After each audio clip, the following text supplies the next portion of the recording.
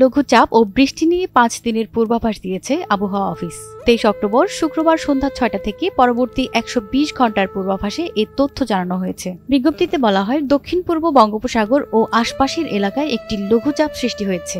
এটি আরো ঘনীভূত হতে পারে। শুক্রবার সন্ধ্যা 6টা থেকে পরবর্তী 24 ঘন্টা চট্টগ্রাম বিভাগের 2-1 জায়গায় বৃষ্টি অথবা বজ্রসহ বৃষ্টি হতে পারে। এদিকে শনিবার ও রোববার সন্ধ্যা 6টা থেকে পরবর্তী 24 ঘন্টা আংশিক মেঘলা আকাশ সহ আবহাওয়া প্রধানত শুষ্ক থাকতে পারে। বান্ডেল থাকলে প্রতি সেনমানিতে টাকা বাঁচবে। বিকাশ সেনমানি বান্ডেল কিনে জিতুন প্রতি লেনদেনে। সারা দেশে দিন এবং রাতের তাপমাত্রা প্রায় অপরিবর্তিত থাকতে পারে। 27 অক্টোবর সোমবার সন্ধ্যা 6টা থেকে পরবর্তী 24 ঘন্টা খুলনা, বরিশাল ও চট্টগ্রাম বিভাগের 2-1 জায়গায় বৃষ্টি অথবা বজ্রসহ বৃষ্টি হতে পারে। এছাড়া দেশের অন্যত্র আংশিক মেঘলা আকাশ সহ আবহাওয়া প্রধানত শুষ্ক থাকতে পারে।